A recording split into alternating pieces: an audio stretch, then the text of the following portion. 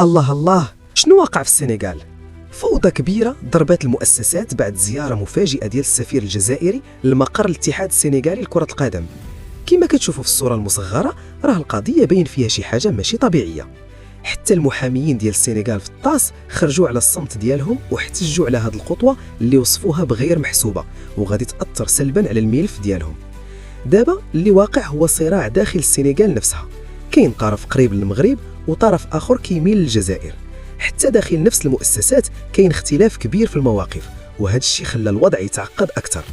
المصادر كتقول أن هذه الزيارة كانت بلا تخطيط واضح، وزاد الطين بالله هو نشر الصور والبلاغ الرسمي اللي ولا دليل ضدهم.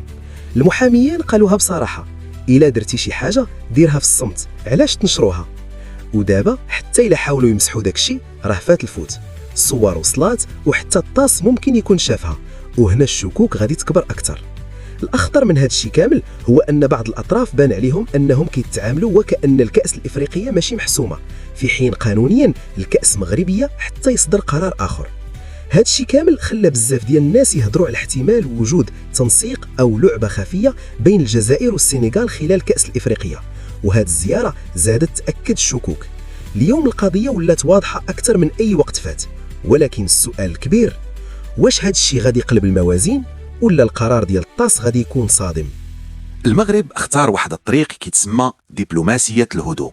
فاش كتحضر شي مشكلة بحال القضية ديال الأقمصة نهضة بركان أو تنظيم التدخلات، المغرب مكمش وكيهضر بالوثائق والقوانين، ماشي بالبلاغات العاطفية أو الهجوم الإعلامي. علاش هاد الخطة ناجحة؟ المؤسسات كتحترم القانون، الكاف CAF والفيفا فيفا كيتعاملوا بالوراق. المغرب فاش كيمشي عندهم كيدي ملف قانوني فيه بنود واضحة كتحمي الحقوق ديالو، وهذا الشيء كيخلي الموقف ديالو قوي وصعيب يتزعزع. الصبر والرزانة، فاش الطرف الآخر كيتسرع وكيدير ردود فعل انفعالية، المغرب كيبقى هادئ. هذا الهدوء كيخلي الخصم يغلط، وهذا الغلط هو اللي كيعطي للمغرب الربحة فاش كتوصل القضية للمحاكم الدولية. الكرة دابا عند الطاس TAS، محكمة التحكيم الرياضي، هي قاضي القضاة في هذا المجال. المغاربة دابا كيتسناو القرار ديالها، حيث غالبا غادي يكون مبني على القانون الصرف، وهذا الشيء اللي كيرجح كفة المغرب حيث احترم المصادر من النهار الأول.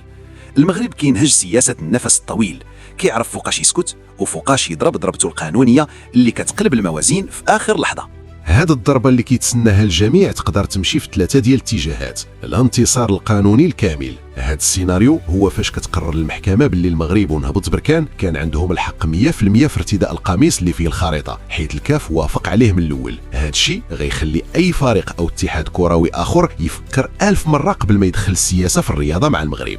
العقوبات التأديبية، إلى المحكمة شافت باللي كانت تماك عرقلة متعمدة للمباراة ومنع البركان من لعب الماتش ديالهم، هنا تقدر تنزل عقوبات قاصحة، غرامات مالية كبيرة، توقيفات، ولا حتى الحرمان من المشاركة في المسابقات الإفريقية لواحد المدة. تثبيت القواعد، هذا القرار غيولي مرجع، يعني جوريسبرودونس، يعني من هنا اللي القدام تا واحد ما غيبقاو عنده الشكوك واش الخريطة مسموح بها ولا لا، والقانون غيولي واضح وصريح كيحمي الأندية المغربية. علاش هذا الشيء مهم بزاف؟ حيت المغرب في هذه المرحله ما بقاش كيدافع غير على ماتش الكره، بل كيثبت السياده ديالو من خلال المؤسسات الدوليه. فاش كتربح ملف في الطاس راك كتربح اعتراف قانوني دولي كيتسجل في التاريخ.